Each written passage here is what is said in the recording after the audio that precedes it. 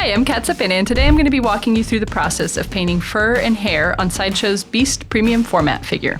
As you can see, I've gone ahead and painted my undertones for Beast. This is going to help create cohesive highlights and shadows throughout the figure and base. It's not necessarily something that you have to do, but if you don't, you're going to want to go a little bit darker with your shadow colors. So now let's get started painting. When I'm basing out a figure, I like to use my Iwata HPC. It's a great little workhorse that's also really versatile. It's great for everything from base coating to highlights and shadows, but these days I use it really mostly for base coating since it can handle the paint that's a little bit thicker. I also like to work with the cap off of the brush since I'll need to clean the end of the needle pretty regularly. Just, be careful not to poke yourself or bend the needle. You'll also get a little bit of a wider spray with the cap off. For the most part, I like to use golden paints, and they're So Flat Line in particular. These paints are pretty nice because they're really nice and opaque, which means I don't have to do a ton of layers to get a really nice solid color on there. To thin my paints for the base coats, I keep it simple and just thin with water. What I'm looking for is for the consistency to kind of be the same as like whole milk. Once I'm ready for highlights and shadows, I'll switch over to my Iwata CMC Plus or Custom Micron. It's perfect for doing small detail work and keeping smooth edges on your highlights and shadows. So I'm going to add all these highlights in along the motion of the fur, which just keeps the motion that's been created in the sculpture. This way I don't feel like I'm painting over the sculpt, but I'm keeping with the intent of the sculpture. The figure itself is kind of casting a shadow on his lower back, so I'm just going to let that area sort of stay dark. So when you have these little wisps of fur throughout the figure, those can go a little bit lighter just to keep them from looking really dense. As if you could still see a little bit of light kind of coming through those. So this is my second highlight color. Again, I'm going to thin with a little bit of water and some alcohol. I don't want to thin this one out too much because I really would just want to be able to put a couple pops of highlights where I need them without having to go over it and overwork it too much. And at this step, I'm really just kind of popping a few places along the face and along the shoulder where I want to draw your attention. No need to go too crazy here. We are going to do a few more steps where we're going to push those highlights a little bit more. All right, so now I'm going to get started with the shadows. Like the highlights, I've thinned my paint with water and alcohol, and I'm using my Custom Micron to spray the shadows in. I like to kind of start with these sort of broader areas of shadow before I get to dialing it in too much. Just don't get too focused and detailed at this point. Keep it a little bit broader. Just make sure that you're creating overall shadows that work with the whole thing. As you're painting, you really want to keep in mind that this is a figure that's covered in fur, and that's going to affect how you're laying in your highlights and shadows to really help define the hair itself a little bit more, not just the figure and the musculature of the figure. You can see here on the left, you have just the base coats painted in, and you have the torso where I've actually gone in and airbrushed all those highlights and shadows. When you see them side by side, you can really see the difference in the added depth of the one on the right.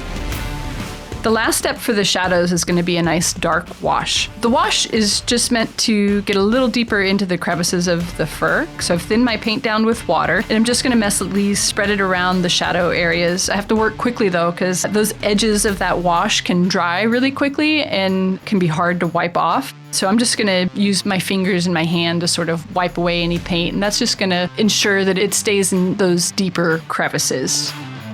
Now I'm just going to add a little bit of a dry brush on the shadow areas to start to bring out a little bit more depth in there. So when I'm going in to do a dry brush, I'll just dip the end of my brush into the paint. I don't need a ton of paint on there. I just want to add light layers of color to the fur. I can always add more layers as I go and build it up and give it a little bit more pop. This is just to add a little bit more dimension to the darker side of the fur. And I'm using a filbert brush here, which is really nice because it doesn't have those sharp edges of a flat paintbrush. A filbert's one that's sort of curved at the top, kind of flat as well, which is perfect for a dry brush. So now that I have just a little bit of highlights in the shadow area, I'm going to pop a few of those just using my light base color that I used at the very beginning.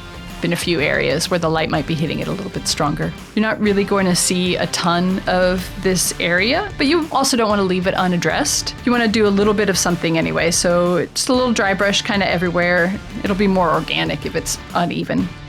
As I'm dry brushing, sometimes I'm dragging the brush sort of perpendicular to the fur direction, and sometimes I'm dragging it along the direction of the hair. What's going to work kind of really depends on how it was sculpted. Sometimes it's nice to bring those highlights around into the darker area or the lighter area, just sort of blend it. You don't want to have a hard edge where your light and shadow areas are. So from here, I'm going to dry brush some little pops of highlights into the lighter area of Beast. You can see I'm kind of going along the direction of the fur, kind of hitting those little tufts that are along his spine, kind of just popping it out. And again, this is going to start to break up some of that airbrush quality of the piece at this point. We're adding a little just organic texture. Depending on the type of hair or fur you're painting, you may be able to just stop at this point. Oftentimes less is best, but for Beast, since he's covered in fur, I'm gonna go back later and add some small individual hairs to really continue to help break up that fur. But first, I'm gonna work on the hair for the portraits. So for my classic Beast portrait, I'm going to start by adding a soft edge of darker color to the hairline. This is just to soften that transition from the hair to the skin. And to do this, I'm just going to airbrush some of that dark blue wash color that I created earlier. I'm taking that same color, I'm going to really darken up the shadow parts of the hair. His hair is really dark blue, almost black, with some lighter blue highlights. So I'm going to darken the shadows and then we'll sort of see what needs to happen with the highlights from there. I'm thinning out the shadow side base color just to use it as a highlight in the hair. One thing to keep in mind if you are adding highlights after you've already done some shadows is that those highlight colors, because they have a little bit of white in them, are gonna feel a little chalky along the edge where they meet up with your shadow colors. So you'll wanna probably go back in and just lightly spray some of those areas just to get rid of that chalkiness. That's why I usually start with highlights and then add shadows. That keeps it from getting chalky along the edges where those two meet. And then second highlight color here as well. Adding some highlights to just start to give those large smooth areas a little bit more depth, and then we'll really enhance that with some individual hairs later. So I'll start to add some fine lines of the darker color that I'm spraying here, just to get rid of that chalkiness. So now I've got all my dry brushing and airbrushing done. Now I'm just gonna go in and start striking in some individual hairs. When I'm striking in these individual hairs, I wanna use my Kolinsky brush, which is more of a watercolor brush, so it's really nice soft bristles. And as I'm sort of removing some of that excess paint on my glove, I'm also shaping the brush, flattening it out a little bit. Normally it's a round shape. And let me have some really nice thin lines. Once I have these sort of shadow hairs in there, I'm going to go back later and I'm going to build in a few lighter hairs on top, just trying to create little clusters of hair that have a bit more volume. I'm also going to use this color to do a little bit of a transition from the dark to the light. But again, it's just to continue with that sense of motion that's in the sculpture and to give it a little bit more depth in those areas, to make it feel more like it's little hairs and not the solid mass. But don't get too caught up in painting individual hairs everywhere. It's not really necessary. You're just looking to break up some flat areas. And if you get too many little hairs on there, it's just a little too intense. So, make sure you step back every so often. And I'm just gonna start adding some hairs to the knuckle here, kind of try to break up the transition again from the skin to the hair along the fingers. I'm just adding some little hairs to help pop that a little bit. This gets a little difficult because the skin and the hair are pretty similar colors, especially the lighter highlight colors of the hair. Now that I've got a few hairs in there, I'm gonna pop a few more areas with my lighter highlight color that I used earlier to airbrush. Kind of the same areas that I had airbrushed before, but maybe just bringing out a few hairs there.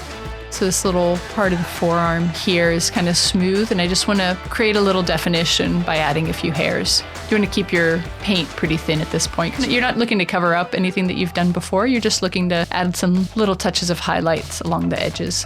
Bring in some little hairs. So this is the final pop of the highlights in the fur, just a little bit here and there. Like these little hairs up here where lights maybe kind of coming through them. I want them to feel a little bit lighter, so I'm just popping in a few little strokes of light. And it's almost comic book-like with these little touches of highlights. It's really just almost to give his fur a little bit of a sheen. It's very little here. I really don't want to go overboard with this, so really kind of pick and choose where I'm adding those.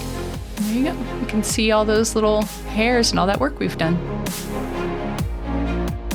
On the portraits, I'm gonna go in and add some of the darker colors. I'm gonna use my darker wash color from earlier to strike in some additional shadows and give a little bit more depth to the sort of more slick hair on the classic portrait. And now I'm just gonna go in and pick out some individual hairs along that hairline to keep it looking a little bit more realistic and to ease that transition from the skin to the hair. I've got, I think it's just a little bit of the ultramarine blue here with some white. And this is gonna bring a little bit more depth to those lighter airbrushed areas. We've already added some hairs to add definition to the shadow areas, and this is just gonna add definition to the lighter areas. You know, just be a little slower about adding in these little hairs and making sure that you're keeping in the direction of the sculpture. Yeah, just try not to overwork it. There you go. You can see how those little hairs really add depth to the final sculpture.